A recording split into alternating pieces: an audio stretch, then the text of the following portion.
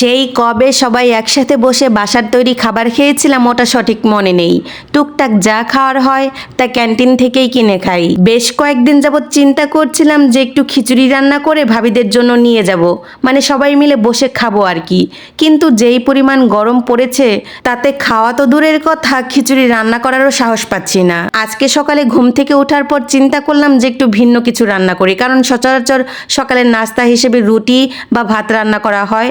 আজকে চিন্তা করলাম যে এমন কোনো কিছু রান্না করি যাতে করে নিজেরাও খেতে পারি, মানহার বাবাও অফিসে নিয়ে যেতে পারে। সকালে বিরিয়ানিটা তেমন রান্না করাই হয় না, তাই চিন্তা করলাম নিজেদের জন্য যেহেতু রান্না করছি একটু চালটা বাড়িয়ে দেই, সাথে মাংসটা বাড়িয়ে দেই, তাহলে ভাবিদের জন্য এখান থেকে কিছুটা নিয়ে যেতে পারবো। স্কুলে যাওয়ার সময় ভাবিদের বেশিরভাগ দিনই দেখা যায় যে সকালে তাড়াহুড়ো করতে গিয়ে কারোরই নাস্তা করা হয় না।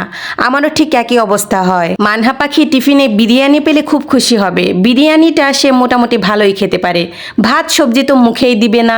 স্কুল থেকে পর্যন্ত মিস আমাকে পার্সোনালি ডেকে বলেছে মানহাকে কিন্তু প্রচুর পরিমাণে ডিম, দুধ এবং সবজি খাওয়াতে হবে। ও আগের থেকে কিন্তু অনেকটা শুকিয়ে গিয়েছে। এদিকে আমি পড়েছি মুশকিলে, তাকে ভাত সবজি বাদ দিয়ে যদি আমি 3 বেলাতে অল্প পরিমাণে বিরিয়ানি দেই সে খুব মজা করে খেয়ে নেয়। যাই হোক, আজকেও কিন্তু আমি ব্রয়লার মুরগি দিয়েই বিরিয়ানিটা রান্না করেছি। এখানে আলুও দিয়েছি, আগেই বলে নিয়েছি যে আমি বাসার জন্যই রান্না করছিলাম, তবে পরিমাণটা একটু বাড়িয়ে দিয়েছি। নর্মালি চিকেন বিরিয়ানিটা রান্না করতে গেলে আমি মশলা একেবারে কম দেই। পেঁয়াজ, কাঁচামরিচের সাথে সামান্য একটু আদা রসুন বাটা আর 3 পোয়া চালের মধ্যে আমি প্যাকেটের মশলা অর্ধেকটা দিয়ে দেই। যদি বাসায় টক দই বা টমেটো সস থাকে তাহলে দেই, আর যদি না থাকে তাতেও কোনো সমস্যা নেই।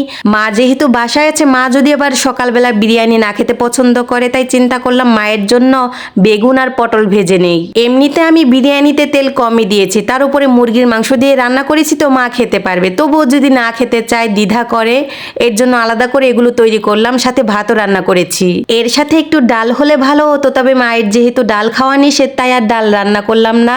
সকালের নাস্তা তো এগুলো দিয়ে মোটামুটি হয়ে যাবে।